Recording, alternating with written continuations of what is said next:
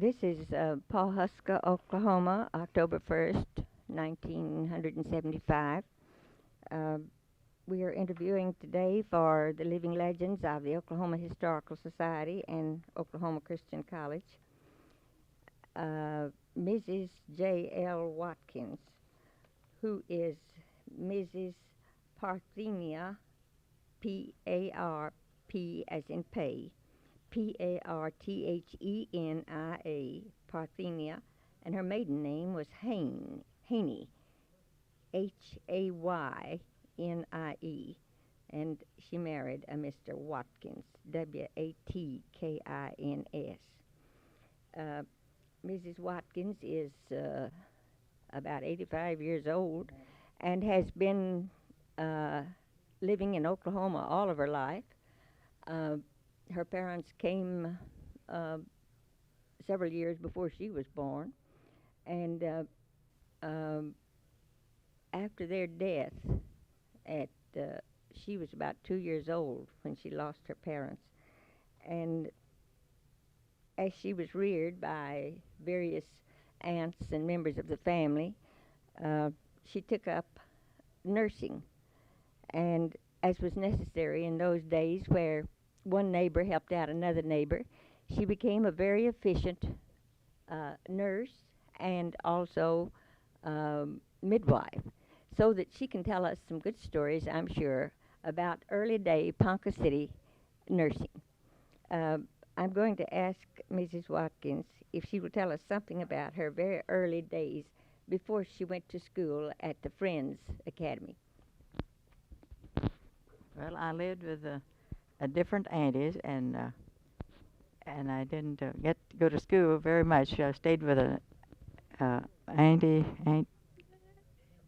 let's see, Aunt Emma Javine, and she had 2 daughters and a son. And she was married to Uncle John Javine, who was Osage.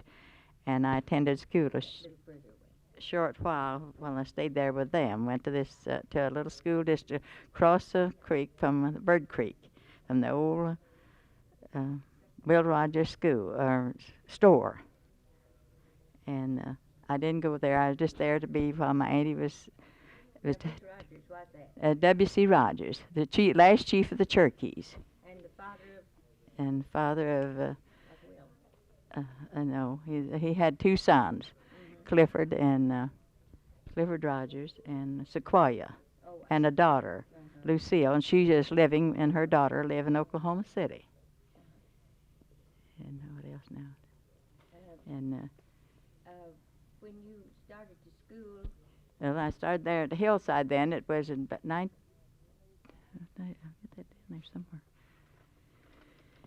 somewhere. We moved my auntie then, my older auntie that I finally lived with on Caney River. They bought a log house, fairly nice, near the Hillside Friends Mission School. And we moved there, and that's where I got my education, was there. And I didn't finish the last year, but I went to the 7th grade. I was ready for the 8th, and that's as far as they went.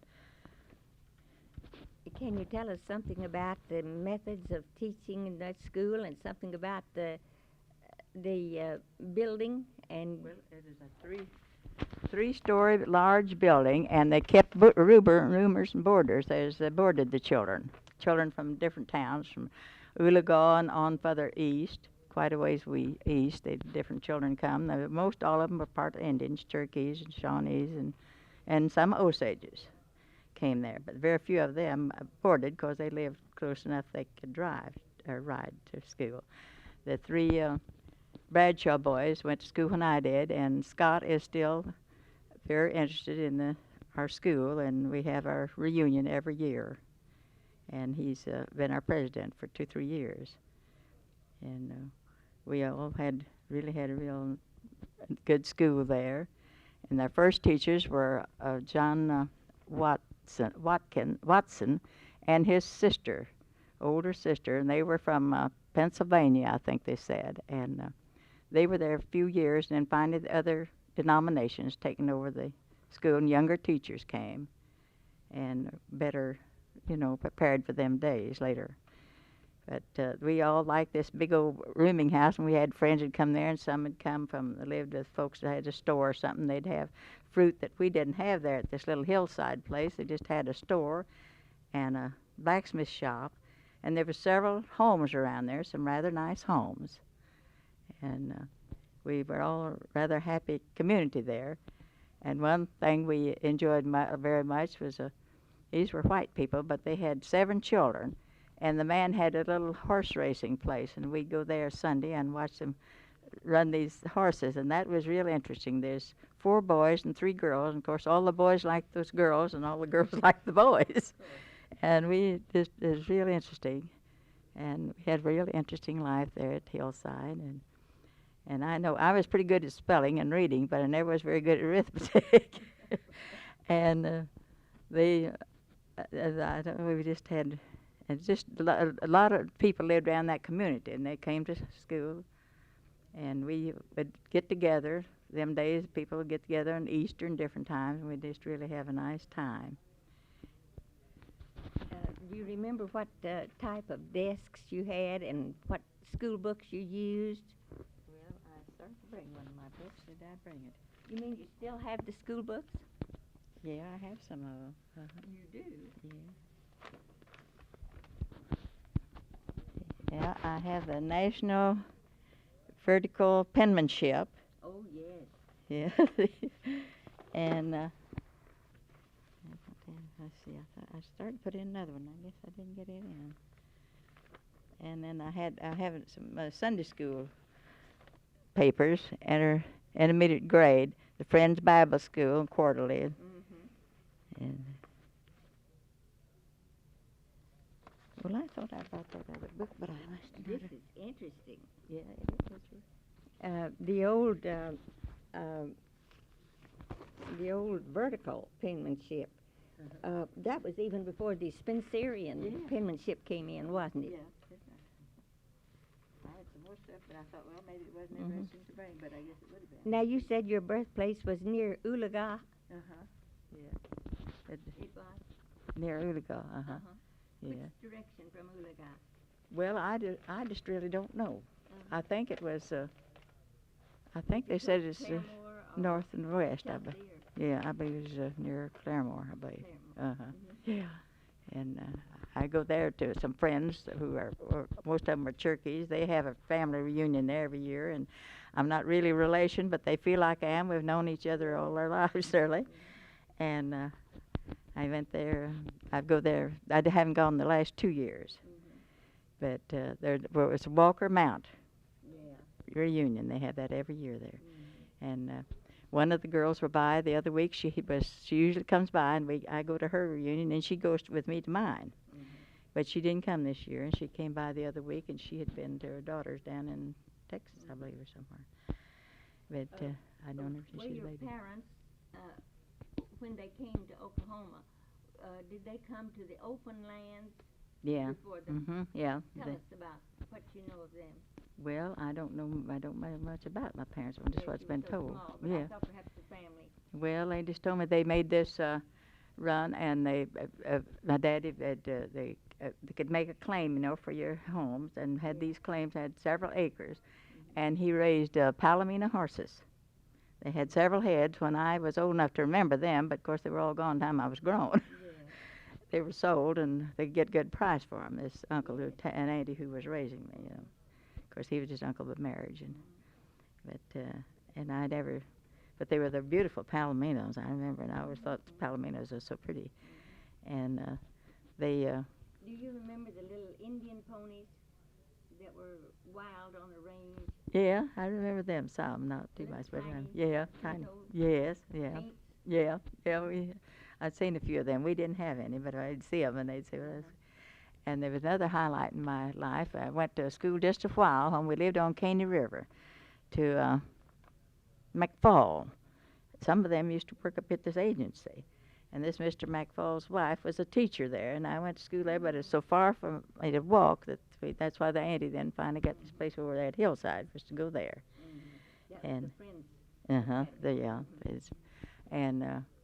but I really enjoyed that even because it's different. And they had a beautiful home, and they had peafowls. I remember the peafowls. I'd never seen one before. And they had a beautiful home. And she's a wonderful teacher. And then later they moved to Ramona, and we lived there. And my oldest daughter was little.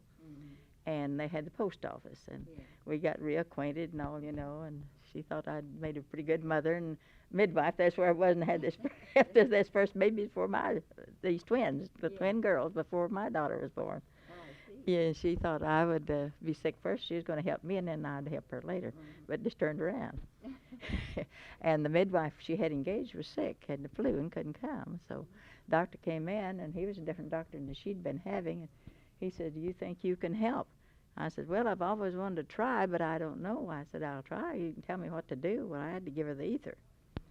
And I gave the lady the ether, and at first one came, this little girl. She said, well, one little girl's all right. She just had one little girl and two little boys left. She had lost a baby boy that summer. Summer complaint, they did that them times so much. And he says, "Well, just wait a little bit." And there was another little girl then. And her husband was out trying to find help, and he come. He said, "Oh," and he thought one once a year was enough. Besides two, he said, "Too many." But they've come back here then and lived. They were pretty good side, and then they moved to California. And the mother and one daughter was living here a few years ago. Now, was that here in Ponca City? No, in Ramona, Ramona, where I delivered these babies. But they lived here in Pawhuska. He was a teamster. Now, you that know, was when you began your career. Yeah, and nursing, yeah. Yes. I told Dr. Doherty, "You have to hear me tell that here now, you know." And I said, first one I delivered, I said, before mine, just about 6 weeks before my baby was born. I said, I didn't pay to get excited or anything. I just went ahead and helped. Another lady was there, but she said she didn't know anything on she could wrap the baby up, so she wrapped the baby up. And I went ahead and helped the doctor and give her the ether and got along fine. And then did you help with others after that? Oh yeah, not right away, but after my daughters got older, I started out helping people a lot. I'd go and help maybe for a few hours, but I wouldn't leave my girls because I wanted to be a real mother. You had your own children. Yeah, my own children. I wanted to them to. What other, did they call on you often for other emergencies? Yes. I imagine you had herbs and... Yeah. And I've worked for Mrs. Joe Matthews' mother. I worked for them when I first worked here. Her daughter, you know, her oldest daughter, Josephine Cadell. I helped her with all her children. Well. And Sarah Jo, her youngest one, was a daughter, you know, and she comes, when she comes, she always has to come see Ma Watkins. Well. And I just really enjoyed nursing so much. But What other well-known people have you assisted at their birth? first, let's see. Well, I was with this lady's in here with her. Not at birth. She come home hospital. They got to where, you know, they come home Yes, hospital. But let's see, who did I help? I helped You Dr. mean Mrs. Kennedy? Yeah, I took care of her grandson Oh, you after did. he'd been home from the hospital. That's Maybelle Kennedy. Yeah, with her grandson. I took care of him quite a while because the mother wasn't well, you know. Miss Kennedy's daughter wasn't a bit well, and I stayed with them quite a while. And let's see, who else? Well, I've taken care of some of the Drummonds, you know. I went out on the ranch and helped take care of their babies when they were first born, you know. And the one lives up on the hill there. What's his name? Fred. It's Fred Drummond. I take care of all their baby boys and little girls, two boys and a girl, when they were little. All of them when they were born, because they usually had to come to the hospital, you know. And then as soon as that doctor would go home, they'd take me home with them. They said I could take care of them, and I did. And I really like that. And I've taken care of Billy Whitcraft. You know, Billy Day Whitcraft was all hers. And I don't know how many. I've just taken care of so many of them. I started keeping it down, and I got some of it down, but I just haven't run across it. I've been sick the last few years, and I had this heart attack, and I had to be careful, and I've been wanting to get everything together, and I didn't know anything like this going to come up. I'd have tried harder, I guess. You're not active in it now? Oh, no. I try to go babysit once in a great while with someone that the children not much trouble, but I can't. And I take care of Leon Walker's first little daughter, you know, and they want me with the little boy. They're so bad, all of them. And I've taken care of their daughter when she was born. When she went home, her mother went home from the hospital and lived out south of town. Well, I stayed with her quite a while, and their mother was ill, you know, and then their daddy'd bring her in to stay with, or come in and get me of morning, and I'd go out and stay, and they'd bring me home. And she said, "Well, Daddy, why can't Waddy stay all night with her?" And she said, "Well, she has to take care of Jim, as my husband." I said, "Well, Jim could come too." She is so cute, and she teaches school now, you know, their daughter. And what church relationships have you had? Were the churches active yes. during those days? Well, they're at that Hillside Mission.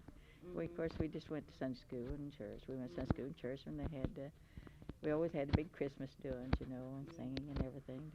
Were there services more or less like the Friends Church and services? Yeah, it was for quite a while, and then later they changed teachers and all while we had different. You just had the regular community services. Yes, we did. What were the early churches that were formed here? Well, here in Pawhuska? Well, I went to Catholic church. First time I ever went to Catholic church here was the Revards. It is down on Main Street, where Main Street is now. It is just on the other side of the highway, you know, here. What was her last name was Revard. She had me stay all night with her. She knew my mother-in-law real well. Mother-in-law was married to Joe Baptist's father, Louis Baptist, who worked for the agency for years and years. And so she was a good friend of this Aunt Maggie. I believe her name is Maggie Revard. And she asked me to go to her church, and I'd never been to one before, and that is why I was carrying this daughter of mine, and she's a Catholic, and I said, "That's why she's Catholic." I teased her, but it isn't. She really studied it, you know, and that's what she preferred. That was her preference. Yeah, that was her preference, and I belong to the Christian church, and they were both baptized in my all at the same time, but it was up to them when they were grown to do what they wanted to do. And I wasn't gonna. Well, as the town grew, do you remember particularly some of the older stores and the older? Yeah, McLaughlin Fair. Some of the ones that were here when you first came. McLaughlin Fair and. What was that now? McLaughlin, General Merchandise Store. General store. Yeah, General Store. And that same way with Sky Tooth, my Uncle Bill Rogers, W.C. Rogers, the last chief at Cherokee, he had this General Merchandise Store there on the other side of Bird Creek, just on the way to Tulsa now, you know.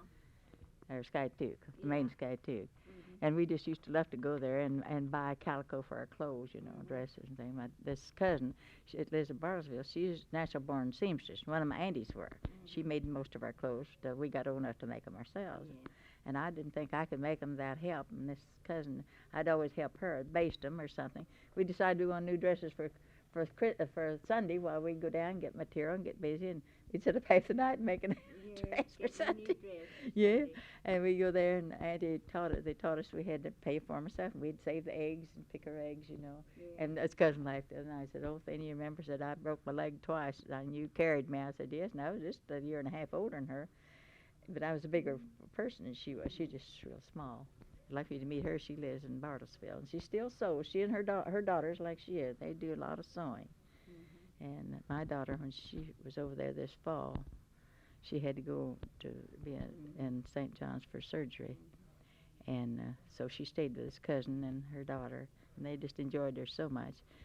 And I believe that this country here is Osage Yeah, territory. yeah. Do you remember any of the famous Osages? Oh, yeah, there's a Big Hearts, and I tried to learn some. My mother-in-law sold books, the first books, Bibles and things that is sold here, Mrs. Bell Baptist. She sold them to the full-bloods, and they had little tents down on the river bottom, you know, there. And I'd go with her, and I learned some of the lessons. I have some of it cut down somewhere where the names, you know, their things and in English, and then in their, and I could talk to several of them then, but still I got out of the habit. That was before I had any children, you know, and I'd go with her and help her deliver. Did they go to the same schools with the rest of the children and the ones that were living in the tents? Yeah, What did they do for schools? Well, they went to. They didn't. There's usually the older ones. The younger ones went to the boarding school up there. Oh, The agency. That's the agency. See, they had that boarding school they tore down. And my mother-in-law worked there quite a bit. She was a cook and laundress there. So it is real interesting for me to be around the Indians. Yeah. And this hill near Hillside, by the old school there, they claimed there was some Indians, Osage Indians, buried there. And every first day of May, we went up there, the whole group of children, and looked for trinkets that they would find, you know, that they'd buried with the Indians. Mm-hmm. And we all just loved that, you know. The Indians did bury something with them. Yeah, they always Of did. theirs. Mm-hmm. Yeah, they did. Their Yeah. possession. Mm-hmm. Yeah, and we did. We find a lot of little trinkets, you know. We'd go up there. We always did. Were the Indians really? They were owners of the land prior to the opening of the land. When was the oil first discovered, and how did the Indians react to that? Well, most of the full-bloods had left here then, but the others, you know, they were real glad to have all that money. Yes. And I know Sylvester Tinker. I've known him ever since he's just a little fellow too. Have you? Yeah. And he always calls me Ben Haney. He said it looks much like my uncle. And I see him every once in a while. And they were all, of course, thrilled over getting these payments. And all my cousins, most all of them, were the Perriers and the Javines were all on Osage Roll. And they all had to got a head-to-head right, and they got in on this, you know, getting Then on. you do have a little Indian claim then too. Oh yeah, I'm Cherokee and Osage. I mean not Osage. I'm Cherokee and Shawnee. Cherokee and Shawnee. Shawnee. Uh-huh. Wow. Oh yeah, I'm Not Cherokee. Osage at all? No, not Osage at all. But I've lived with them. I feel like I'm an Osage, and all my relatives are Osages. Yes. That's He had right, the- they would be here. Yeah, two aunties and uncle. Uncle married two different Osage women. His first one passed away, and then he married another. Mhm. And she's a relation Do you to. remember when the oil was brought in, when it came? Well, I don't remember the date really. No, but I mean the Yes. change in things. Yes. Oh yes. Celebration. Yes. Oh, they really had a big time over there. Yes. Could you describe it to us? Well, I just don't know too much about it, but I know they're all so thrilled about it, and they thought it was just wonderful. And I know what, honey? Do you remember anything about the government of the little city of Pawhuska? Was there any outstanding mayors or? No, I don't remember No, much you about don't that. I was remember too any busy of with other things. I didn't pay much attention to anything like that. Women didn't dabble in No, politics. no. Did they then?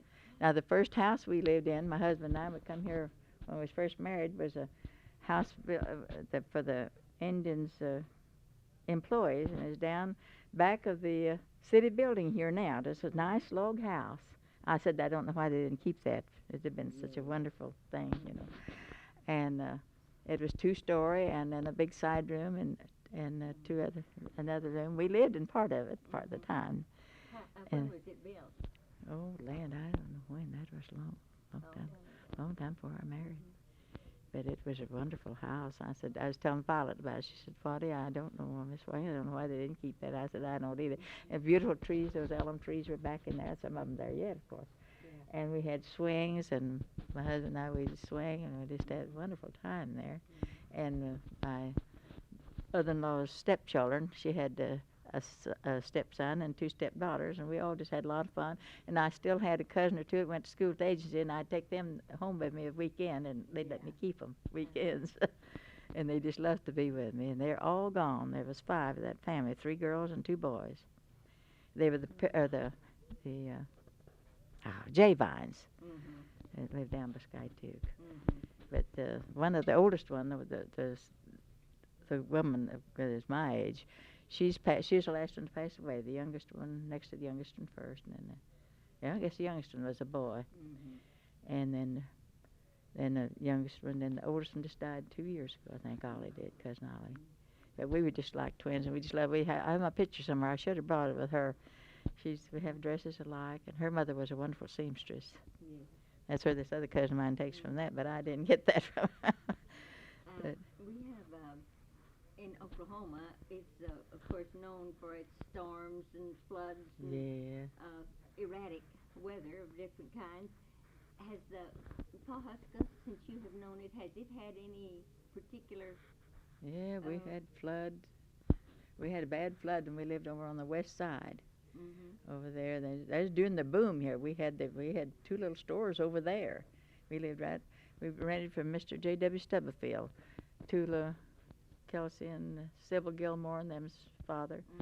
And the water just spiked about 5 feet coming into our house. Now, what stream was that? It was Bird Creek. Back over there. Back up there. Yeah, and there's when the bridge washed away on Main there. Yeah, that is here. My children were going to school, and the youngest ones just started. Many had just started to school, and we worried. My husband wasn't home, and he worried. He called, and he was worried, afraid they were over there, and I was over here, you know. But we weren't. We were all together, and we come up on the hill to his mother and stepfather's, and the whole bunch of us slept up in the barn there at the government. The old barn's still there. That was the highest place. Yeah. And we come way around through the cemetery and walked up there and carried our valuables on our back. We didn't have too much valuables, but we had few children now, you know. But we really. Have you had any bad storms, tornadoes, or Yes. fires? Well, we had tornadoes. We were living in Oshaleta a while, and we had a tornado and it twisted our house. But my husband and I each got one of the children and leaned against the east wall. And it was all night. And then I was living on 9th Street here. In let's see, my youngest daughter born. Let's see, I can't even remember the dates. Isn't that awful? She's, yeah. Anyway, it was a real bad storm that year. But we were safe. We just leaned against the house that time. Dr. His name lived across the street from us. And he's had a cellar. Well, there's more than could get in there. And my husband said, why didn't we get to that cellar? And I said, well, we'd get trampled to death. This will blow it away. And we never did get hurt. That's when the storm went through camp and just took part of the camp out here, Indian camp. Was there a great loss then? Yeah, it's quite a loss. Yes, it was. It was a real loss. And the next one was out, and then out, you know, out above. And I was nursing men out here in the country ways, out north of town. And the dad, let's see, her mother, this woman's little boy, she had adopted this little boy, baby. And she had gone to Bartlesville, and she come rushing back, and her daughter says, well, Mother, you were all out of breath, and you might have had a wreck coming through that storm and all. And she said, well, they got the word over Bartlesville that Pawhuska was blowed off the map. And that is when Lynn edition was just all torn all to pieces. But it didn't affect here in town much. Was there much loss of life? No, not much. There was, I think, a couple of skilled. And there's several crippled, though. A good friend of mine lost his leg, I think. I know his leg was broken. And but a lot of property. yeah, a lot of property was damaged. And during the Depression, I worked at the county hospital. I learned a lot out there, too. I learned a lot more. I was with a good registered nurse. And so that's what made me think of it. There's some of these people that were hurt was living in Lynn Edition. And so I learned, I'd never given a hypo before, I don't think. And they taught me to give hypos and different things, you know. I could take the temperature, and I guess at their temperature, I mean, the pulse. But I'd never ever given hypos to them. But this is a wonderful, she was an off-brand Indian, but she was a wonderful nurse. And she yeah, she's a good teacher. She taught me and my older daughter. She was old. She'd finished high school here, and she thought she wanted to be a nurse, and I wanted her to be too. But I didn't insist because I want them to decide what they wanted to be. Youngest one, she's a office girl. She did typing and out in the office work, and she lives in South Dakota now. But they'll come down here. I think they usually come down and spend a month or two with them in the winter. But, so you've had some hospital experience yeah, also then yes. I've nursed out here. Yeah, yes. And just general practical. Yes, I've nursed out here at the old hospital. I helped out there every summer with Mrs. She's very seriously ill now in the hospital. What's her name, that nurse? She was the night nurse for the babies, and she always had me, and that's when the babies usually are born. I see. And we couldn't get a doctor. She and I'd just go ahead. Yeah. This is Sturgill. Sturgill. Yeah, we nursed together. She'd always say, well, yeah, I hope I can get you next summer. And I said, well, if I'm not busy or booked up. And during the war, I got kind of mixed up with one lady that I'd usually keep my books pretty clear, but I didn't have that in there. And there was two, one at the same time. I said, well, I'm sorry, but I have to take the one to ask me first. And that's where I got him. That was only one time that I did that. And I thought I did pretty good. That's pretty good. Yeah, because she was going to the hospital, but wanted me to stay with the little ones till Well, she get back. what did you do when there were complications, when you were nursing in the home? Didn't happen to be any complications. Oh, there weren't? No. My. Not to mount anything. There was one now that had a veil. The doctor was there, but he was sound asleep. It was Dr. Roscoe Walker. He was just worn out. He was running so much, had to do so much at that time. And so the woman's husband and I, we just got busy and got that veil off and I got the doctor up. And I said, get here and help us with this baby. I said, I don't know anything about this. This isn't normal for me. Yeah. I said, I'd never been one like this. And he showed me and I and Madeline, she calls me every once in a while. I talked to her this morning. And she said when I was at the hospital last fall, I had to go to the hospital. And she come first one and bring me some flowers and some lotion from skin. And she said, oh, you was the one that helped me to be a mother. and she's such a nice person. She had that florist for so long, too, out there. And, I've had a lot of good experiences and worked for so many nice people here in Pawhuska. Someone said, oh, I thought maybe you'd moved away when your daughters left and all. Well, this one come back. She didn't stay too long. She'd go and stay a while and come back. And she has 2 sons, and they just crazy about Grandma and Grandma with them. And my other daughter has 2 daughters. And she has 2 I have 2 granddaughters and these 2 grandsons, and one granddaughter has 2 granddaughters. So she was youngest, she married first. And then the other granddaughter lives in Rapid City, South Dakota, and she has a daughter, and she had 3 sons, and the oldest one went on a tour with his teacher and some pupils to Italy this summer, and he climbed up on the tower. We don't know the details, and he fell off and was killed instantly. He was 12 years old, practically. And what hurt me so bad, I got his birthday card already to send him. I always send him all birthday cards and a little money, and greetings. So I was sick when I got the message, and I just couldn't talk to the family. But I have a nice family. Well, do you have anything that you'd like particularly to put on the tape, or any memory particularly that you'd like to give us? It's been interesting to talk with you about your nursing experiences. We didn't have nursing schools in those days, and you just learned by practice. Yeah, by practice. Yes. That's the way my auntie that reared me. She brought hundreds of babies into the world. Yes. This auntie that her mother lives in Burnsville now. Her daughter didn't care a thing about taking care of the sick very much. But I did. I just loved Well, there had to be those pioneer women to look had to after be. those. Uh-huh. And I just always enjoyed it. Uh-huh. And Well, it's the doctor said, well, how did you sterilize things? I said, well, I just boiled the water and sterilized. I said, when Dr. Walker first come back, I helped him. He showed me, and it's hard to get help, and he'd tell me, and I just learned a lot from him and his dad. Doctors were glad to get Yeah, help. they were glad to get help. Of any kind. How about the Indian, was there any, the Indian medicine man and the practice of their Indian medicines, was they very prominent here? Not very prominent them days. They weren't very prominent here at that time. They were in different. They used the white doctors. Mm-hmm. Yeah, they use the white doctors most of the time. And I helped out with some of the Indians that lived across the way from me with their cooking. I didn't know a thing about the cooking, but I knew some of their daughters that went to school at the agency up here, and they'd tell me I just cooked ocean ears, and of course I threw the juice out, and they liked to drink the juice. They said, "No, don't do that." Says my folks like that it's like tea or coffee, and better for them. And it was. I like it too myself since I got used to it.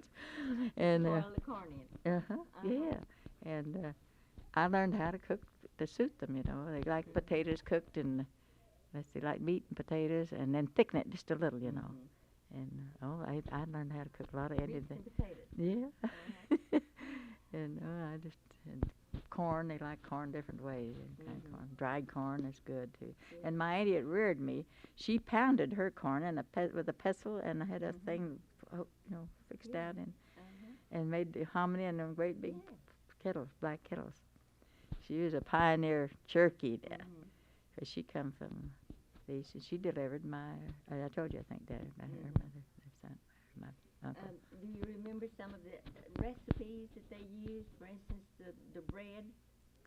No, but they liked fried bread real well. I know, but they didn't use much shortening. Is And that made from corn? well, they put some meal in sometime. And but this hominy my auntie made, it was chopped, cooked, pounded till it was fine. And some of it would be kind of coarse, and we'd smell that, and we'd come home from school. We had to face the north wind coming home. That north wind would just bring that, and we'd just sure hurry home to get some of that good old corn on the corn. It was really good. And she made bread different ways, though. It was really wonderful.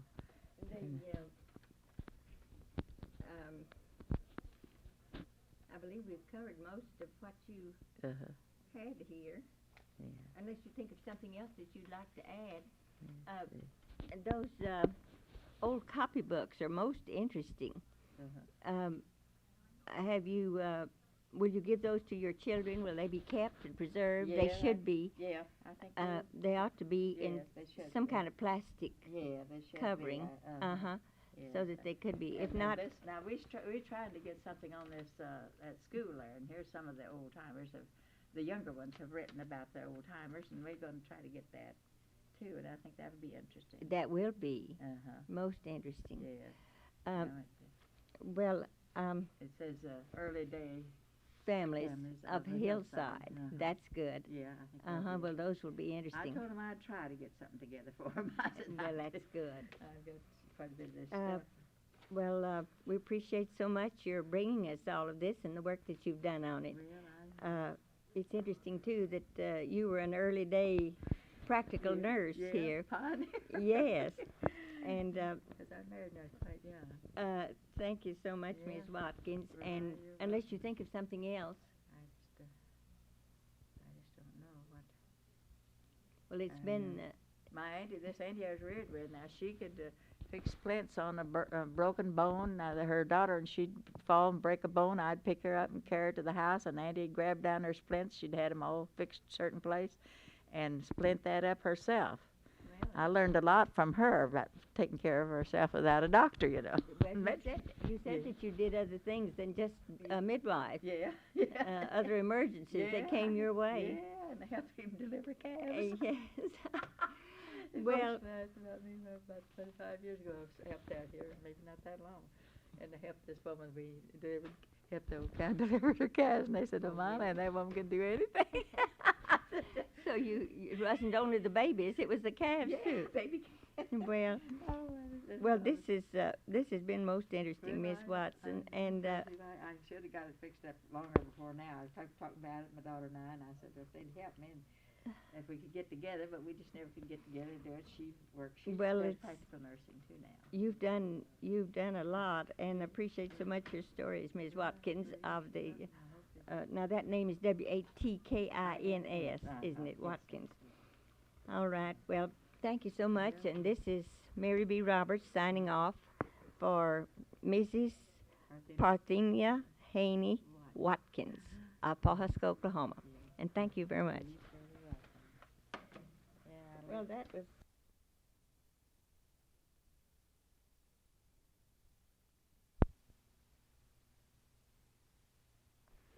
You'll ask him, then you can tell him. Okay. Well, we better go then. Oh, no, I don't care about it. You don't mind us. Listen, No, you don't. no. Okay. We don't mind. This is Mr. Neil Toohey from Oklahoma Living Legends at Oklahoma Christian College. And we are in Pawhuska, Oklahoma, and I'm here to interview Mr. C.W. Clymer, who has been a rancher here since 1903. And Mr. Clymer, Yes. how long have you been in Pawhuska? I've had this ranch out here since 29. I never did live in Pawhuska. I live on the ranch since 29. And did you come from Texas? No, we come Texas in 1903 and settled over there on the Pawhuska Trail about 3 miles this side of Forks of the Gray Horse and Pawhuska Trail, over there where that microwave tower's on the high hill over there. That is our horse pasture over there. My father passed away over there in 1908, and I stayed there a few years and then just kept getting over a little further this way. Your parents were from Texas, Yes. is that right? What Yeah. part? Llano County, Texas. What were their names? Lavina C. and Simon was my father's name. Well, tell us something about your first experiences when you came to Oklahoma in the early days. Well, we farmed and raised cattle over there, and right there on the forks of the trail. And my youngest sister was born over there in 1905 in a lean-to house right by that microwave tower. That is our horse pasture right east of there. Where's that? That microwave tower that's east of Ponca City over there. And we farmed there, and when Father passed away, and then Mother and I stayed out there 2 or 3 years, and then they sold out, and the girls all went teaching school, and I've been where a log of cattle ever since. When did you get into cattle? Oh, I've had cattle all my life over there. Are you running cattle out there now? Yes, I got a ranch in Kansas and one out here. How many acres in this pasture here? There's only about 2,000 acres here, and I put some cattle out in the summertime in Kansas, and I got a couple of sections of land in Kansas over there. When we first come up here, my father had to get a permit to live in the Indian Territory over there and do business. I still have the permit you got to give $1 a month to have a permit to live in the Indian Territory. And if you didn't want to pay that, why, they'd load you up in the hack and take you across the Arkansas River and put you out. And I still got several of the permits there where he's issued them there. He'd been issued to him. Is that on leased land now, or? Down here? Yes. No, I own about 1,800 acres. Oh, of you it. do? Yeah. Well, how was the cattle raising in the early days was a lot different from what it is now. When we come up here, why, they had Texas fever in here so bad they didn't raise very many cattle in here. They just brought steers in from Texas and fattened them, and they went on to market. They unloaded them over there at White Eagle Station south of Ponca City and loaded them back. Most of them loaded back. There wasn't no railroads in those states at that time. That was near the 101 Ranch? No, just straight, yeah, about so. Straight Ponca City south there, about 4 miles on the Santa Fe down there. They unload the cattle there, one train right after another. You can go over there in those pastures and see the muddy trail, where the trail was there, and they load them back at Elgin over there. Would they bring them up here just for pasture? That's all, just fatten to come in here in April and load them back. Was that because they had good grass here? Yes, They call it blue stem. Yes, You don't remember the Miller brothers there, do you? I've seen them all over there, and I've been over there at a few roundups. I've seen all the Millers over there. You knew them then? Well, just not very much. I wasn't very old when I started out up here. They used to have a big rodeo over there. Yeah, I've seen a rodeo, and they put one on there in the main street. First show they ever put on was there in the main street where the police station is there in Ponca City there now. How did you come up to Oklahoma from Texas? We came up on a train, and Father come up on the year before on a cattle train and that way. On with cattle? Yes. And then he stayed up here? Yes, he never did go back. What made him want to locate up here? We lived pretty hard to transplant a Texan. Well, it wasn't where we lived 4 years out there about the mouth of the Pecos River, and it never did. I can't remember it raining but one time. We was out there 4 years, and we lived 35 miles east of Langtry on the east side of the Pecos River. You heard of Judge Roy Bean's saloon? Well, we got our mail there. You did you? Yes. But you were just a boy. Yeah, I was 10 years old when I come up here. I was born in '93. You remember seeing that judge? Oh, yeah. And the old bear, I've seen him there, and I was by there 2 or 3 years, a year or two ago there, and it kind of throwed me off because when they built that Amstead Dam in there, they moved the railroad up, and it took me a little while to figure it out there. Fella Dodd had the store right across there, and I couldn't remember many houses being in there, but I've seen that old barn. If there's any honor, I've been in that slough there when I was 5 or 6 years old. But then your dad came up here with his cattle, Yeah. and then he located a place here. Yeah, he's over there on that Pawhuska Trail. There wasn't no roads in there then, just that trail. There was a lot of Indians here then. Yes, that's about that's the first ones we got acquainted with. There's the Denoyers and the Lesserts and people that way. Saldinas. Well, then you went to school in. They didn't have no schools there. Mother and us kids lived in Ponca City. We'd go there and stay there in the winter and then come back to the ranch when school was out. There wasn't any school. There's a little subscription school down on the river over there, 8 or 10 miles, but I never did go down there. But there wasn't no schools in here, and there wasn't no section lines either. Well, it was all open range. Well, there's kind of a makeshift fence around there. The pastures, when you got 15 miles out of Ponca, why they opened up there, pastures that run 1,000 or 2,000 cattle that way. There wasn't so very many pastures between there and Elgin there, just big country. And then when they were ready to go to market, where did you take the cattle? They worked them over there and loaded them back at Elgin, Kansas. That's right north of here on the state line. How did you get them to Elgin? They drove them up there. They branded the cattle in those days. Oh yeah, they was branded in Texas down there before they ever come up here. Down there at the museum, they got the brand book down there that I think from 99 to 1901 down there. It got old ranch brands in it. And you can see it down there now. That's here in Pawhuska. Yes.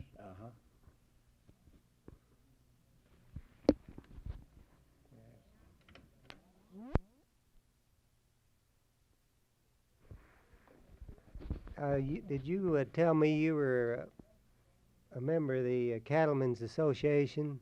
Yes, I belong to the National and Oklahoma and Osage County. All three associations. Yeah. Well, they do a lot of good for the cattle industry. That's right. They sure do.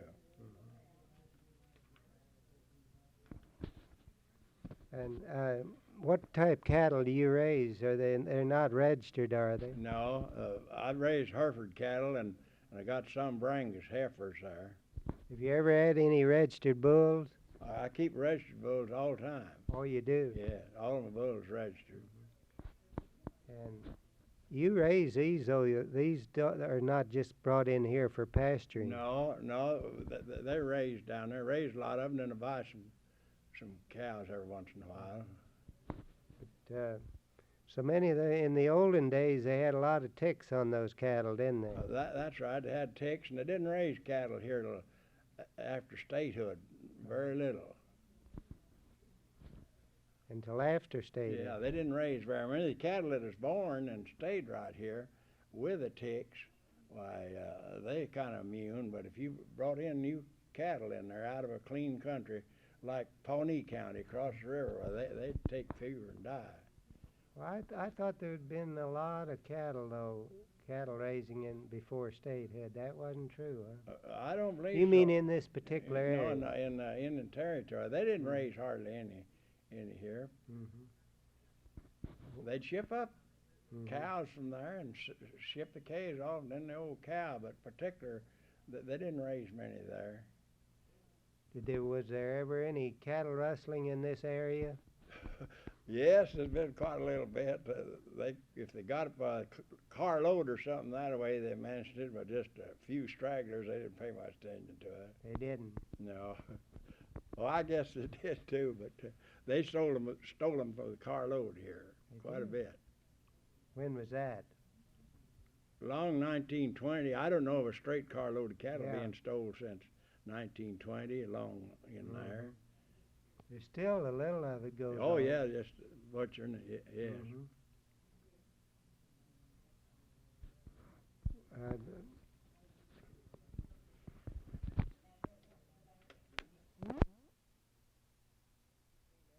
The railroads were built. No, we ever, well, yes, there, but we still, they just quitting unloading cattle over there when we come here. What did you do for entertainment in back there in the early days? Oh, there wasn't very much entertainment out there. The only way you went was wagon or a horseback. And 4th of July, we had a little basket lunch down there on the river, and a little square dance once in a while at the farmer's house. And that's about all there was. Did you you went to school? You said in Ponca City. Yes, sir. How far along were you? 8th grade. 8th grade. I went to Arkansas City Business College one winter. Oh, you did. Well, ranching is a business, isn't it? You have to. Yeah, you gotta need to know some of it. Something about figures, don't Yeah. you? You weren't up here when they had those Osage murders, were you? Oh yes, I was here.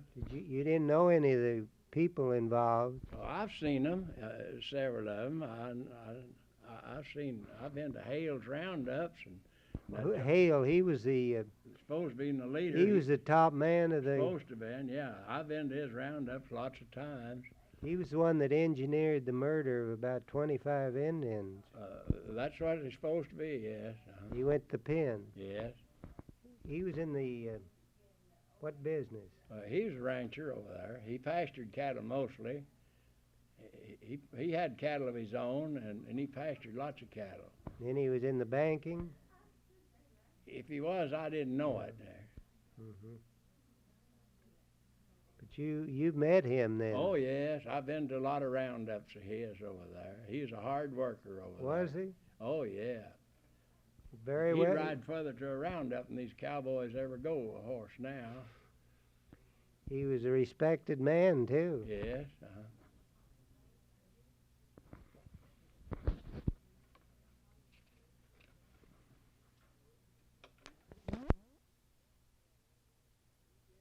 You've bought cattle over there at the 101 Ranch and driven them overland, haven't you? Just pasture cattle there. I've helped drive them, all. How many? There was 2,800 of them. We just moved half of them to 4 acre there in about 1914. Did you have a chuck wagon? Yes, had a colored cook and a chuck wagon and everything. You did.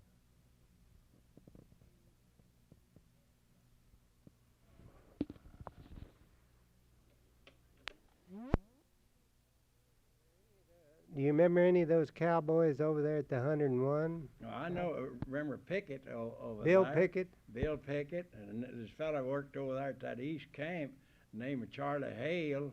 He was over there at the east camp on the river, 101. That east, that's where they had the horses, wasn't it? The Bar S or Bar X? Bar L, yeah, Bar L, yeah, that's right. Yeah, I remember that.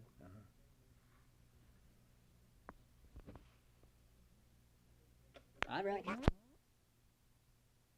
Saying about the movies. You know, I've been across the pasture and stopped and visit with the boys there when they're making the first movie pictures over there, and they pick up those boys to help them, and they give them $1.50 for helping. And if it's an Indian, why they put an Indian there $1.50, and you got your money traded it out at commissary over there. If it's a white man, $1.50, and you trade it out to commissary. That's the way they got a lot of their help. Oh, you mean they made a movie over there? Oh yeah, they made movies right out there, way back there in their early days. I wonder if that was the Miller brothers. Yeah, it's a 101 Ranch, Miller's, yeah. And they had a store on there. Yeah, they had a commissary store there. Yeah, and a saddle factory. They made saddles there, I think. Some, yes. They tried a little of all of it there. They made cider, apple cider. Yeah, they even tried to make some hog serum over there, but they didn't get along very good. And they had a little refinery there, small way one time. They did. Very little, small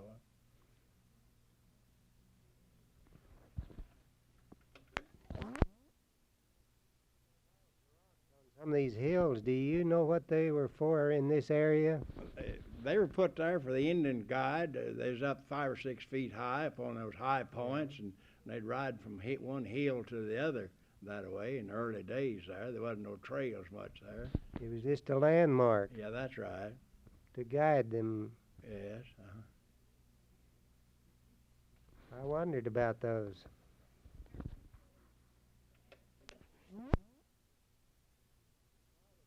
He was in the cattle business, and he must have had some.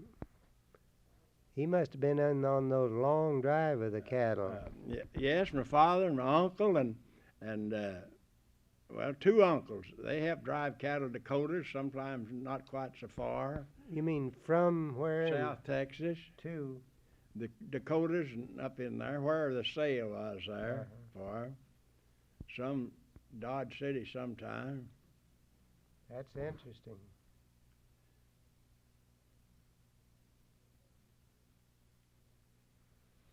Well, that would have been way back before the turn of the century. Yeah, it'd been.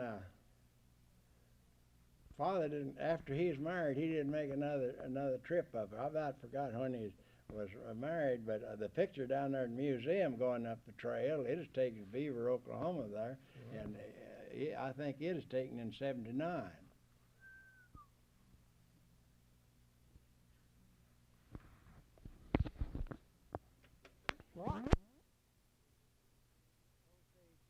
I mean, in the museum here in Pawhuska, there's some pictures of those old trail drivers, and I understand some of them are related to you, and they're way back there in 1879, or somewhat in that area. Yeah, that's taken there out here at Beaver. They called it Beaver City then, Beaver, Oklahoma, and I'm pretty sure it was in '79.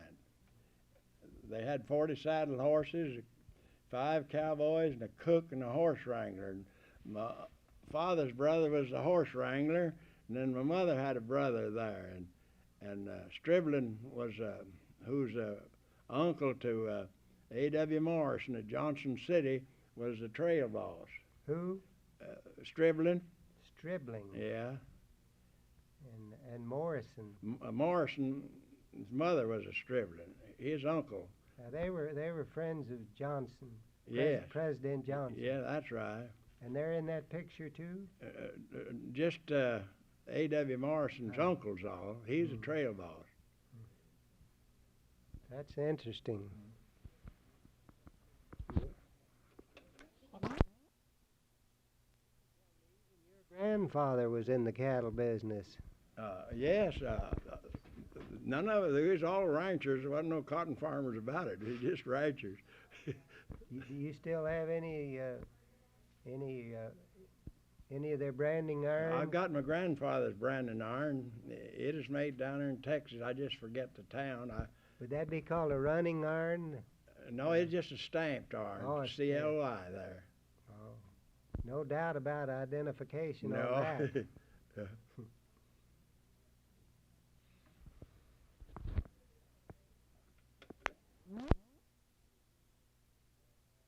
Ask you, who was your grandfather? Father was John Clymer. Grandfather was John Clymer, and he's the first sheriff of Burnett County, Texas, down there. What county? Burnett. Burnett. Burnett County. When was that? That'd be way before my time. I know it's way back there. That'd be before 75. Oh yeah. 1875.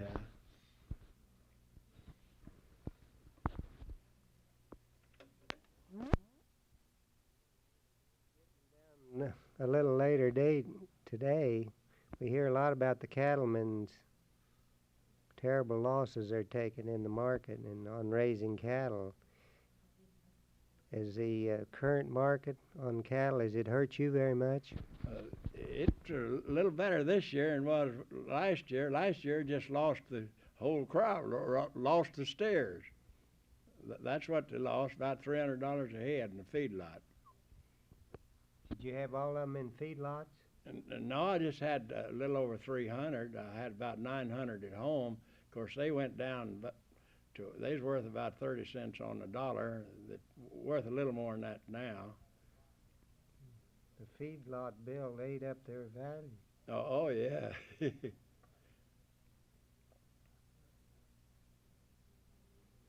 But you're still in the cattle business, and you still like it, and you'll stay in there. Oh yeah, I don't figure on retiring.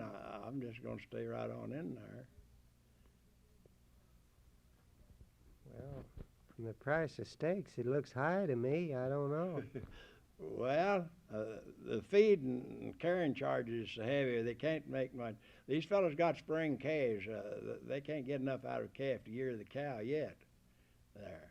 Fella wintered some plain steers over. They about all made a little money this summer. Mm-hmm.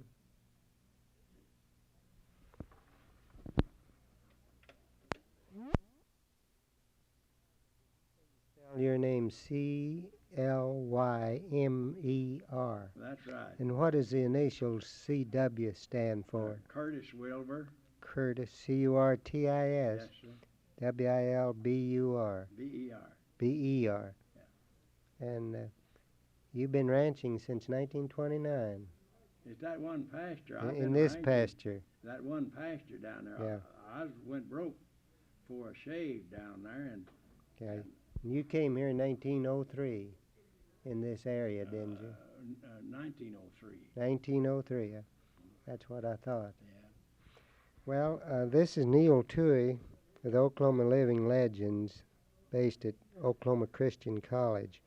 We're signing off this interview with Mr. Clymer, and the date is October 1, 1975.